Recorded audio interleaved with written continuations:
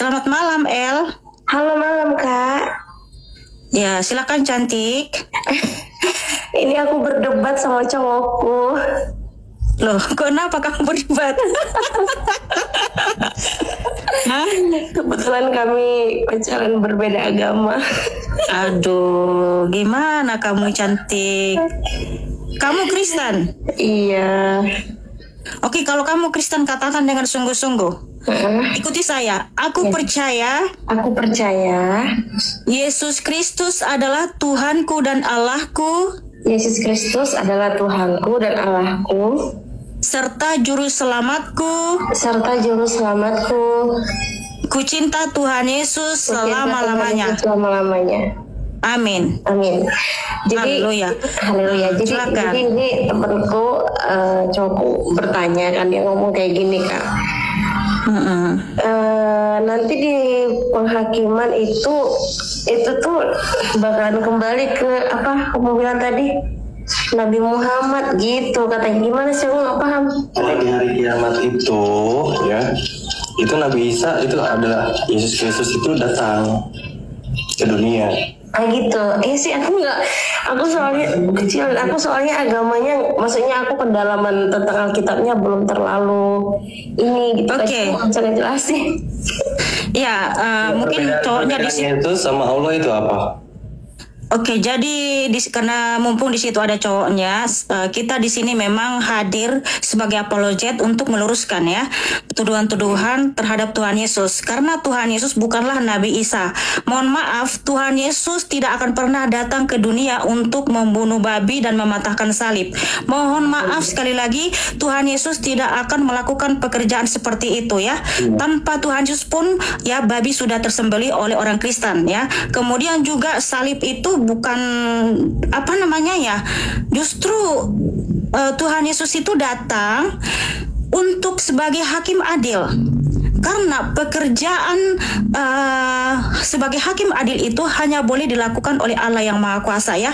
Lah, siapa Yesus? Kenapa dia datang jadi hakim adil? Seperti yang tertulis di Wahyu 19 ya, bahwa Tuhan Yesus akan datang sebagai hakim adil. Dia adalah Allah yang setia, Allah yang benar, Allah yang adil. Kemudian dia akan mengadili semua bangsa. Ya, dia adalah Tuhan di atas segala Tuhan, Raja di atas segala Raja. Tuhan Yesus bukanlah Nabi Isa. Mohon maaf sekali lagi ya, kalau yang ada cowoknya di situ. Siapa nama cowokmu cantik? Namanya Bilo. Bilo, mohon maaf, Tuhan Yesus bukan Nabi Isa, saudaraku ya. Dan apa saja perbedaannya itu sangat banyak. Kalau kita kaji berdasarkan kitab saudara dan Alkitab, itu sangat berbeda. Tidak ada miripnya Tuhan Yesus dengan Nabi Isa yang ada di kitab saudara. Jangankan mirip, justru bertentangan. Ya, Tapi Tuhan Yesus bukan Nabi Isa. Gimana? Tapi di kitabku ada yang menerangkan soal Nabi Isa itu disalib. Nah, Nabi Isa mu kan nggak disalib, saudaraku. Ya kan Yesus juga gak disalib kan? Oh, jadi gini, yang selamat dari penyaliban itu adalah Yesus yang disebut Barabas ya. Saya baca ayatnya di Matius 27. Sebentar, Yesus yang disebut Barabas selamat dari penyaliban. Dia tidak disalib, tetapi Yesus yang disebut Kristus, dia adalah alat sendiri. Dia benar-benar disalib, mati dan bangkit pada hari yang ketiga ya. Jadi, para sejarawan ada 5 lebih yang menuliskan bahwa Yesus Kristus benar-benar disalib dan mati dan bangkit pada hari yang ketiga. Jadi kalau Yesus Barabas yang disalib, tentu saja tidak akan gempar. Karena apa? Karena dia adalah seorang penjahat. Dia memang seorang hukuman yang layak dihukum. Tetapi kenapa penyaliban waktu itu gempar sekali? Karena Yesus Kristus bukan manusia biasa. Dia adalah Tuhan itu sendiri. Dia bangkit pada hari yang ketiga. Kalau Yesus Barabas yang disalib, tentu saja tidak ada kebangkitan. Orang jahat mati yang nggak ada kebangkitan, dia langsung turun ke dalam kerajaan maut. Tetapi Tuhan Tuhan Yesus Kristus benar-benar mati dan bangkit pada hari yang ketiga. Dan saksinya sangat banyak ya. Murid-muridnya ya, para rasul, sangat banyak saksinya. Bahkan Tuhan Yesus menampakkan diri kepada murid-muridnya selama 40 hari kepada banyak orang. Dan juga kenaikannya ke surga disaksikan atau dilihat oleh 500 mata. Artinya 500 orang melihat kesaksian ini dan dia naik ke surga ya. Jadi Tuhan Yesus Kristus benar-benar disalib, mati dan bangkit pada hari yang ketiga. Sementara Nabi Isa kan tidak disalib. Dan mohon maaf saudaraku, di kitab saudara kan dikatakan orang Yahudi mengatakan sesungguhnya kami telah membunuh Al-Masih. Mohon maaf sekali lagi. Mohon maaf, orang Yahudi tidak mungkin mengatakan sesungguhnya kami telah membunuh Al-Masih, walaupun mereka ragu-ragu siapa yang dibunuh itu. Karena orang Yahudi atau ahli-ahli Taurat, imam-imam kepala, mereka menyalibkan Tuhan Yesus karena tidak percaya Yesus adalah Al-Masih. Al-Masih itu artinya Mesias, juru selamat. Kalau mereka percaya Yesus Kristus adalah juru selamat, mereka tidak akan mungkin menyalibkan Tuhan Yesus. Mereka tidak akan mendesak Pontius Pilatus supaya dijatuhi hukuman salib. Nah, seperti itu. Jadi sangat bertentangan. Makanya saya bilang tidak ada miripnya Tuhan Yesus Kristus dengan Nabi Isa. Justru sangat bertentangan, saudaraku. Mohon maaf juga. Ya, kalau Anda menuduh Tuhan Yesus itu Nabi Isa, itu penghinaan paling keji terhadap Tuhan Yesus. Karena apa? Pengorbanan yang begitu mulia itu dikatakan tidak pernah ada, itu penghujatan yang paling keji. Kalian tahu kenapa Tuhan Yesus mengilhamkan kepada rasul dan nabinya supaya para nabi dan rasul menulis Alkitab? Intinya adalah, tujuannya adalah supaya semua bangsa tahu siapa Tuhan Yesus dan karyanya di atas kayu salib. Karena inti atau jantung dari Alkitab ini adalah karya Kristus di atas kayu salib. Karena apa? Oleh karena pengorbanan Tuhan Yesus di atas kayu salib, kita hidup kekal. Kita dikembalikan ke rancangan semula, yaitu hidup yang kekal. Oleh karena itu kita harus bersyukur, berterima kasih kepada Tuhan Yesus. Jadi mohon maaf sekali lagi, jangan lagi samakan Tuhan Yesus dengan Nabi Isa. Kalau disamakan, itu artinya kalian telah merendahkan, menghujat kekristenan atau menusuk jantung daripada Alkitab itu sendiri. Jadi saudariku El, cerdaslah kamu sebagai perempuan ya. Mohon maaf, tolong saudariku kamu baca Alkitab Kejadian sampai berulang-ulang. Karena gini, kalau memilih jodoh itu harus tepat saudariku. Jangan kamu menyesal di kemudian hari. Ingat, jangan kamu jual Tuhan Yesus demi laki-laki. Lebih bagus kamu kehilangan segala sesuatu daripada kamu kehilangan Tuhan Yesus. Kisah Para Rasul 4 ayat 12 bunyi firman Tuhan, tidak ada keselamatan di dalam siapapun juga selain di dalam Tuhan Yesus Kristus. Jadi cantik, cerdaslah kamu ya. Kalau kamu ingin belajar silahkan hubungi kami. Terus kunci masuk surga apa, Kak? Kunci masuk surga itu Tuhan Yesus. Tuhan Yesus yang pegang kunci kerajaan surga dan juga kerajaan maut. Kenapa Tuhan Yesus memegang kunci kerajaan maut? Karena dia sudah turun ke dalam kerajaan maut. Dia mengambil kunci kerajaan maut ya. Wahyu 1 ayat 18 Tuhan Yesus berfirman ya, jangan takut, aku adalah yang awal dan akhir. Siapa yang awal dan akhir? Hanya Allah itu sendiri. Tetapi Tuhan Yesus menyatakan dengan tegas, akulah yang awal dan akhir dan yang hidup. Aku telah mati, namun lihatlah, aku hidup sampai selama-lamanya dan aku memegang segala kunci maut dan kerajaan maut. Haleluya. Jadi orang yang percaya kepada Tuhan Yesus tidak akan membiarkan anak-anaknya masuk ke dalam kerajaan maut, karena dia yang pegang kunci kerajaan maut. Dan juga Tuhan Yesus juga adalah yang pemilik kerajaan surga. Tuhan Yesus berfirman di Yohanes 14 ayat 1 sampai 6. Jangan gelisah hatimu, percayalah kepadaku. Aku pergi ke surga untuk menyediakan tempat bagimu. Dan ketika aku kembali, aku akan membawa kamu ke surga, supaya di mana aku berada, kamu pun berada. Karena akulah jalan dan kebenaran dan hidup. Tidak ada seorang pun yang datang kepada Bapa kalau tidak melalui aku. Kata Bapa di situ melingkupi kerajaan surga. Artinya tidak ada seorang pun yang bisa masuk surga surga tanpa Tuhan Yesus Kristus. Kenapa Tuhan Yesus menyatakan dia adalah jalan? Karena hanya melalui penebusan di atas kayu salib kita layak masuk surga. Kemudian Tuhan Yesus menyatakan dia adalah kebenaran, artinya dia satu-satunya Allah yang benar. Di luar dia tidak ada kebenaran. Kenapa Tuhan Yesus menyatakan dia adalah hidup? Karena dia adalah pemberi hidup. Yohanes 10 ayat 28, Tuhan Yesus berfirman, Aku memberikan hidup kekal kepada pengikutku, dan pengikutku pasti tidak binasa, dan tidak seorang pun merebut mereka dari tanganku. Tidak ada keselamatan yang lebih tegas yang diberikan Tuhan Yesus. Hanya di dalam Tuhan Yesus keselamatan yang kekal. Nah, seperti itu, masih banyak lagi ya.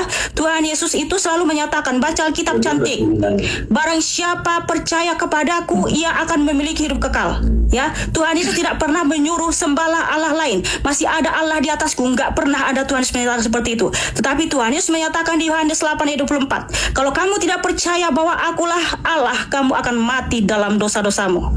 Ya, seperti itu cantik. Oke, aku boleh nambahin Kak. Ya, silakan ahli bidat. Oke, Kak El begini ya. Kak El, aku boleh nambahin dikit ya. Kita objektif aja ya.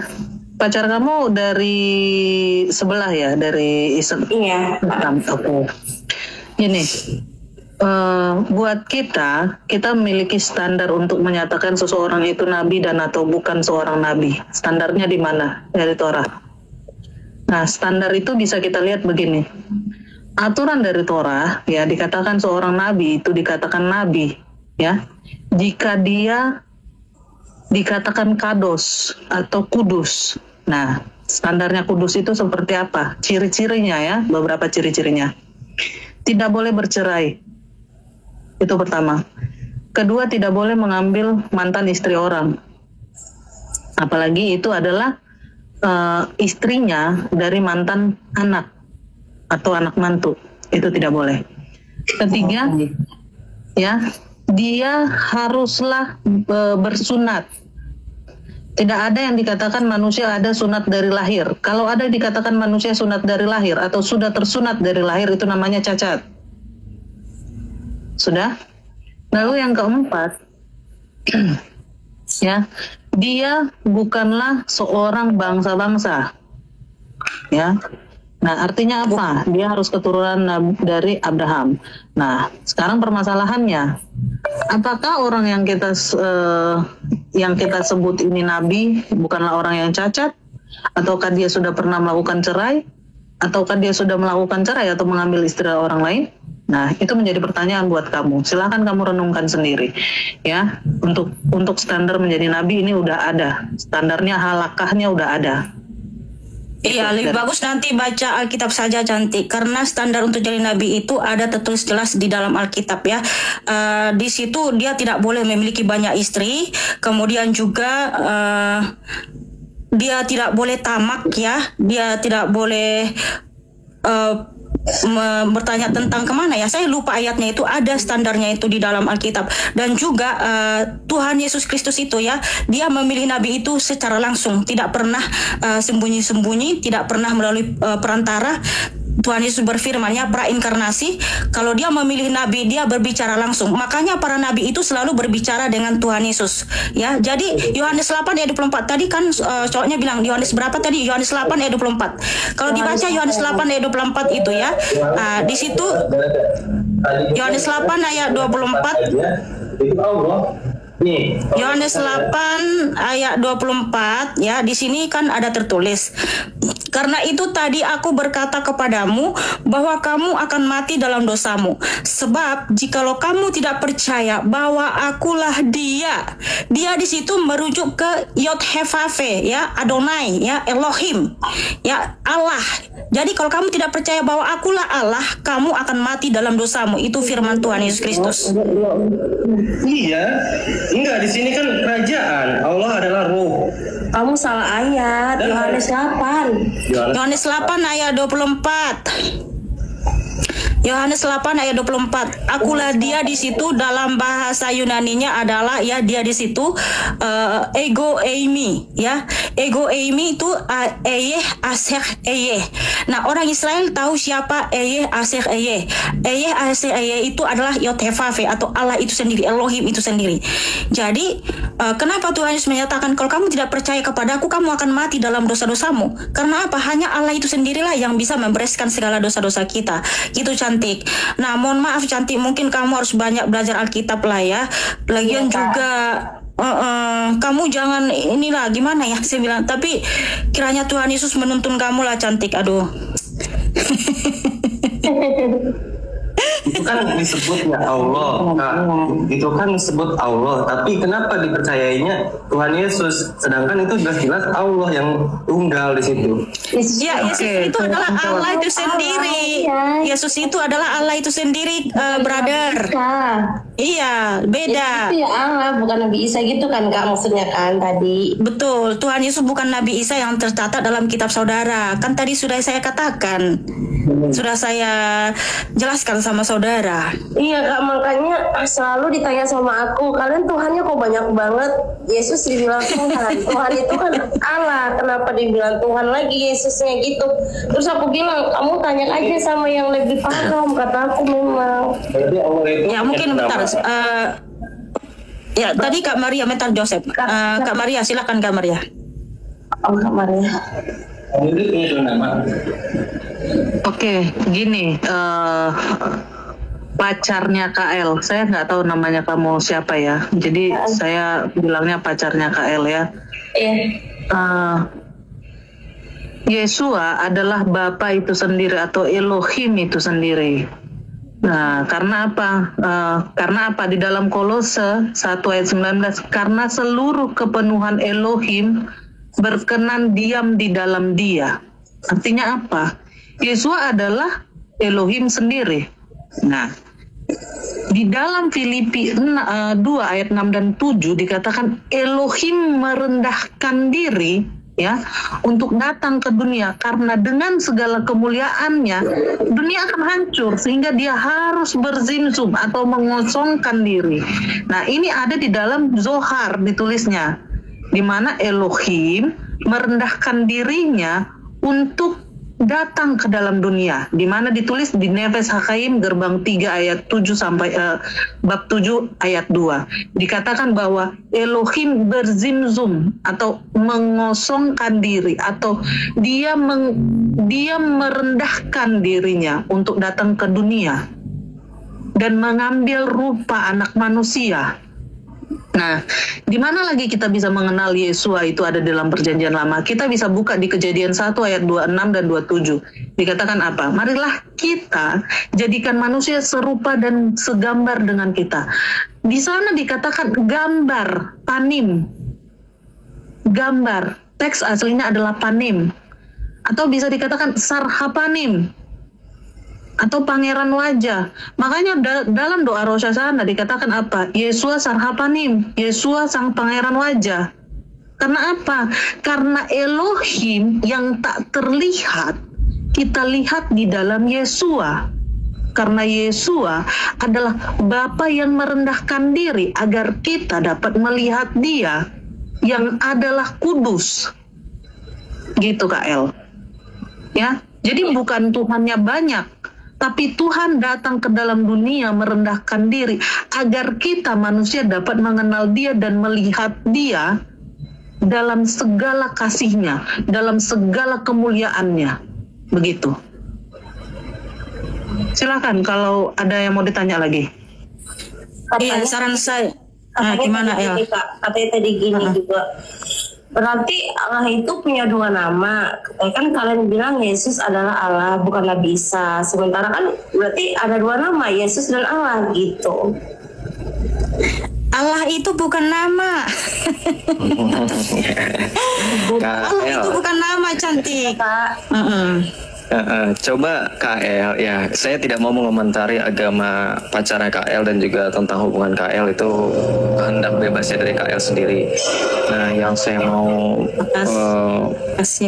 saya kasih pemahaman ya, memang tadi kata Kak Mikana, Allah itu bukan nama ya, makanya jadikan pembeda antara konsep ketuhanan dalam agama Kristen dan agama lainnya termasuk agama pacarnya KL. Tapi balik lagi, saya menghargai konsep apapun itu di dalam agama lain selain Kristen. Tetapi dalam agama Kristen atau khususnya bagi kita ya KL ya, kami ini pengikut Kristus ya, dalam 1 Korintus pun sudah dijelas dikatakan.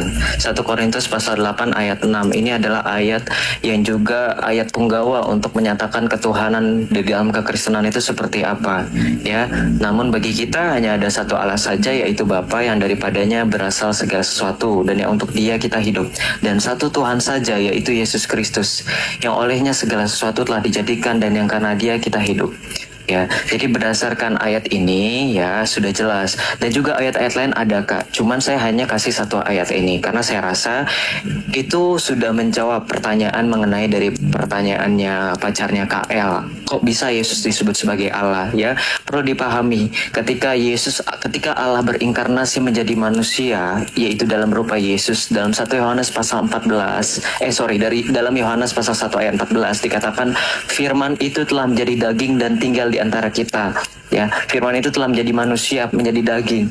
Artinya, ketika Bunda Maria, ibu biologisnya Yesus, itu mendapatkan kabar gembira dari malaikat Gabriel, dia itu mengandung dari Roh Kudus. Dia mengandung firman Allah yang menjadi daging itu sendiri. Ya, Yesus itu adalah Allah betul. Ya, ketika Thomas, KL, ya, ketika murid-murid Tuhan Yesus itu juga pernah meragukan, skeptis kepada ketuhanan Yesus, kealahan Yesus itu mereka meragukan. Salah satunya Thomas, murid terdekatnya Yesus, salah satu murid terdekatnya Yesus.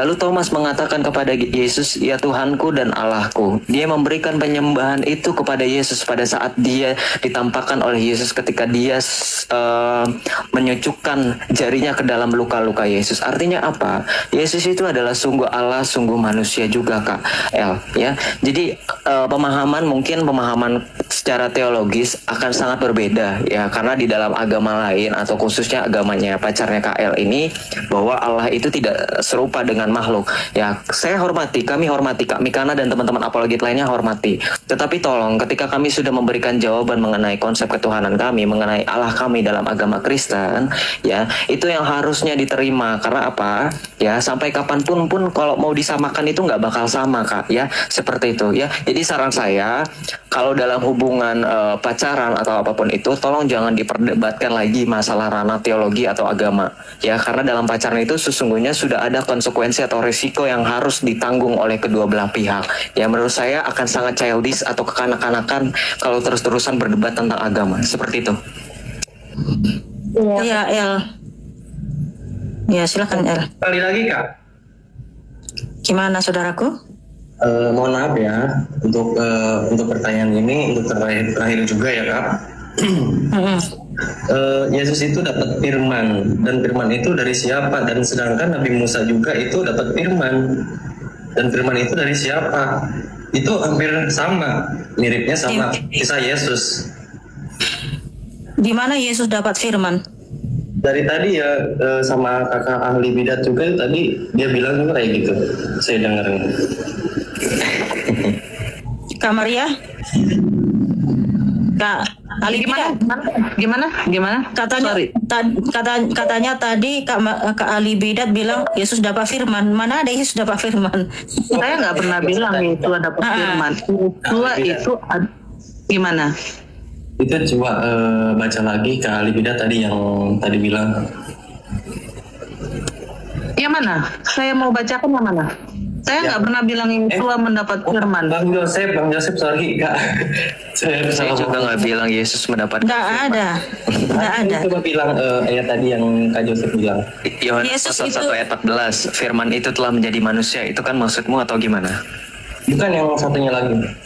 Pada mulanya adalah firman. Firman itu bersama-sama dengan Allah. Allah itu adalah firman. Maksudnya firman itu adalah Allah itu sendiri. Jadi Yesus adalah sang firman, di mana sang firman adalah Allah itu sendiri, gitu maksudnya, brother. Oh, iya. Terus itu kan Iya. hampir banyak sama juga ya.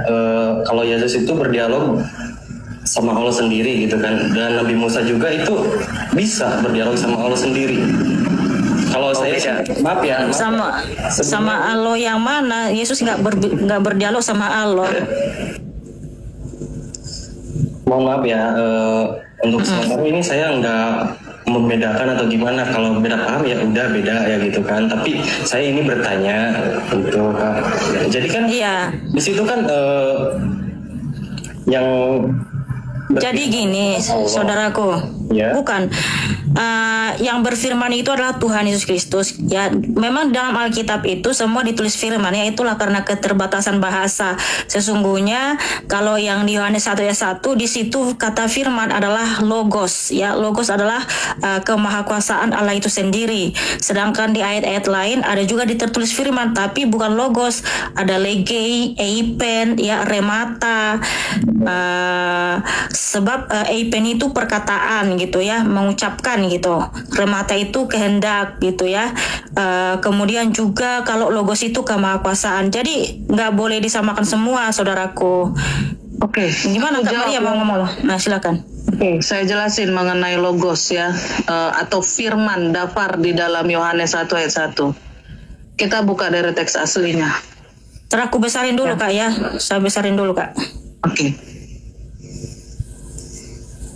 Oke ya. Kak. Kita baca. Ya dari sini. Bereshit bara Elohim. Ya, Bismillahirrahmanirrahim. ya. Sebentar, Bereshit. jangan dipotong-potong dulu saudaraku ya. Itu artinya bukan Bismillahirrahmanirrahim. Jadi ini Silakan, Kak. Bereshit bara Elohim ya, atau diambil dari bet dan reshit, yang mana bet dan reshit ini awalan dari kata reshit atau ros, sumber ya, sumber memancarkan sifatnya. Ya, karena Elohim di sini tidak menggunakan kata ha Elohim, artinya tidak memiliki kata pribadi, tapi sifat. Jadi Bereshit bara Elohim. Reshit atau sumber memancarkan sifatnya karena tidak memakai ha Elohim, ya El ya. Lalu pertanyaannya, siapa Reshit yang memancarkan sifat? Ya kan, sifat dan keagungannya. Kita buka di Yohanes 1 ayat 1. Ya, sebentar saya buka. Yohanes 1 ayat 1 dikatakan begini. Bereshit, haya, ha dafar. Jadi reshit ya, sumber adalah dafar. Nah, reshit adalah dafar.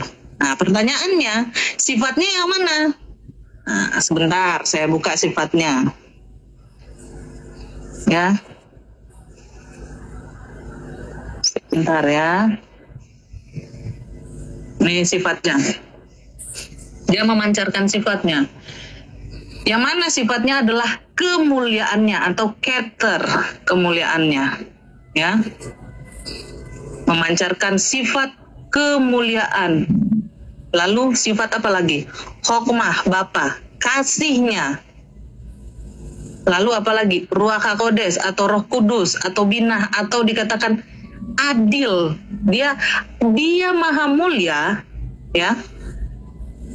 Dia maha mulia, memancarkan kasihnya, memancarkan adilnya dan merendahkan dirinya untuk datang ke dalam dunia. Dia mengosongkan dirinya. Nah, ini adalah sifat dirinya yang lain. Di mana itu penjelasannya? Kita buka di Yesaya 11 ayat yang kedua. Nah, di mana itu? Dan roh Elohim, ya, dan roh Elohim akan tinggal padanya. roh hikmat dan pengertian, roh nasihat dan kekuatan, roh pengenalan dan takut akan Elohim. Ya, yesod atau kemuliaan ini termasuk yesod. Takut akan Elohim ini masuk sifat yesod atau kemuliaannya. Nah, jadi dia yang maha mulia ya memancarkan sifatnya gitu. Jadi siapa Dafar ini di dalam Yohanes 1 ayat 1 ini? Ini kan menjadi pertanyaan. Yohanes 1 ayat 1 ini siapa? Dafar yang di sini. Nah, jawabannya Yesua. Ya, Jadi Yesus kejadian manusia. 1. Yesus Nah, Kristus. jadi kejadian 1 ayat 1 dan Yohanes 1 ayat 1 menjelaskan bahwa Yesua adalah dia yang maha mulia merendahkan diri untuk datang ke dalam dunia. Jadi bukan sekedar firman itu adalah kata-kata, ucapan, pikiran, daya cipta, bukan. Tapi dia dan dirinya sendiri. Begitu. Amin, El. amin. Iya. Ya, kayak gitu ya, cantik ya. Iya, Kak. Jadi gini, cantik, pikirkan matang-matang, saudariku, ya. Tadi kamu nyatakan bahwa Tuhan Yesus adalah juru selamatmu, Dia adalah Allahmu, ya. Sebelum melangkah ke, mohon maaf, Mak, dari tadi belum saya angkat.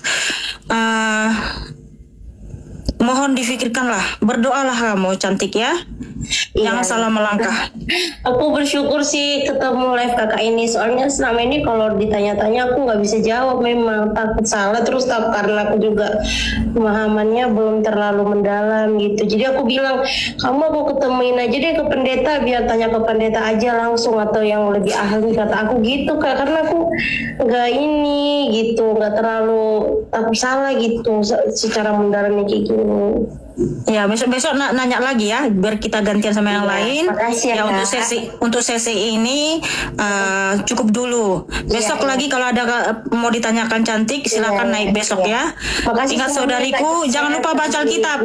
Baca Alkitab ya, jangan sampai kamu ya, cintailah Tuhan Yesus. Kamu harus menunjukkan bahwa cintamu hanya untuk Tuhan Yesus ya. Karena gini, carilah pasangan yang cinta Tuhan Yesus. Karena kalau dia cinta Tuhan Yesus, dia tidak akan mungkin menyakitimu. Iya. Ya, oke. Makasih Kak, shalom semuanya. Ya, shalom. Tuhan Yesus memberkati ya. Tepuk tangan buat El yang cantik dan manis. Yes. Ya, saya turunkan aja. Kasih tangga.